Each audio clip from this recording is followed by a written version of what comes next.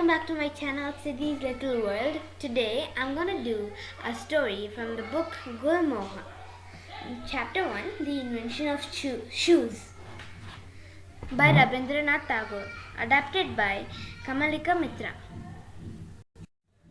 Once upon a time, there was a king called Hobu. One morning, he summoned his minister and said, "Listen, Goburai, I stayed up all night thinking, why should the dust dirty my royal feet whenever I step on the ground? All you people, you are only concerned with pocketing your fat salaries. You have no concern for the king or the kingdom or the problems that bother me. You must put an end to this at once, or else no one shall be spared from my royal wrath." Goburai wondered and worried. He pondered and perspired. The pundits' faces turned pale. The courtiers' nights turned sleepless. In the kitchen, the cooking stopped. In the castle, the crying started. Goburai looked far and wide and gathered all the scientists and learned men, all the scholars and mechanics he could find. They pushed their glasses up their noses and sat down to find a solution for the royal problem. After thinking long and deep, they said, "If we do away with the soil, how will you grow the crops?" The king replied, "If you cannot figure out how, then of what use are you?" The keywords in this page is wrath, anger, pondered, thought about the problem deeply, perspired, sweated, do away with, remove, or get rid of. So they thought some more and they made a purchase of 17,50,000 brooms. Workers were summoned.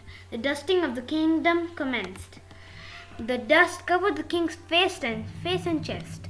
No one could open their eyes because of the dust. No one could see the sun. People coughed and choked. The kingdom was almost buried under the dust. The king said, "You are supposed to get rid of the dust, not fill the world with it."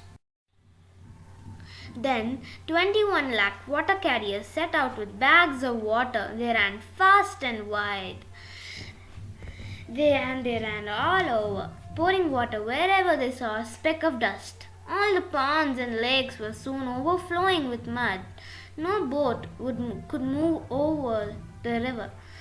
Since there was no water, the water creatures perished. The land creatures tried their hand at swimming. They could hardly walk or run on the mud. No bazaar could be set up, so trading stopped. All the king's subjects sneezed and coughed and sniffed and suffered. The king said, "What a lot of fools! They got rid of the dust only to replace it with mud." Once again, everyone gathered to solve the royal problem. Once again, the great men and their assistants racked their great brains. They thought and then thought harder, but they were baffled and blank. They were at a loss to know how to lose the dust. Someone said, "Cover the earth with mats, rugs, and carpets. Shall stop the dust from touching the royal feet." The keywords in this page is commenced, began, perished, died, or were killed, suddenly or unexpectedly. Racked their brains, tried very hard to think of something. Someone else suggested, "Keep the king indoors. See to it that there is no hole or loophole anywhere.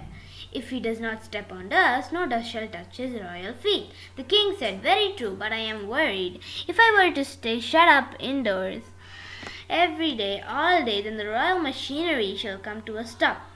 My kingdom shall be ruined."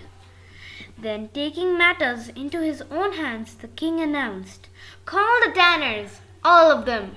Wrap the whole land in leather. This shall be my great contribution, a mighty blanket for the dusty earth."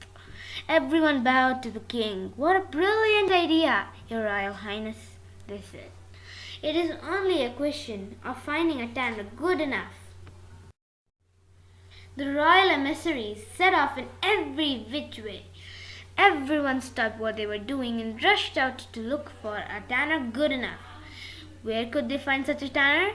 And where could they find so much leather? At last the chief tanner of the kingdom presented himself at the royal court. He was an old man. He bowed to the king, smiled a little, and said, "If your royal highness permits, I have a suggestion to make. It might fulfill your wish in a simple yet effective way." "You may make your suggestion," said the king.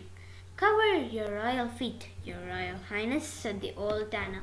"Then you shall not have to cover the whole earth." The keywords in this page is loophole, a narrow escape route, the royal machinery, the system and procedures of the kingdom. Tanners, people who make leather. If it was all that easy to solve the problem," said the king, "would everyone in the kingdom have lost their sleep over it?" "Arrest the fellow," said Goburai, "and throw him into jail." But already the old tanner was deep at work. Sitting down at the king's feet, he had been measuring, cutting, stitching, and fitting before the king could decide whether to throw him or let him go. Throw him. Emissaries, messengers, or representatives. Effective in a way that works well. Something effective gets the job done. Lost their sleep over it, had been extremely worried about it. Into jail or to forgive him. He had finished a neat pair of shoes and presented it to His Royal Highness. King Hobo put on the shoes. They fit him perfectly. His royal feet felt warm and snug and most importantly clean. The minister spared the old tanner. "I had the same idea myself. Some way or the other, the fellow must have got hold of my idea, and so, from that day, began the use of shoes. The royal feet were saved, so was Gobu, and so was the earth." Adapted from Juta Abishkar by Rabindranath Tagore, translated by Kamalika Mitra. Thank you.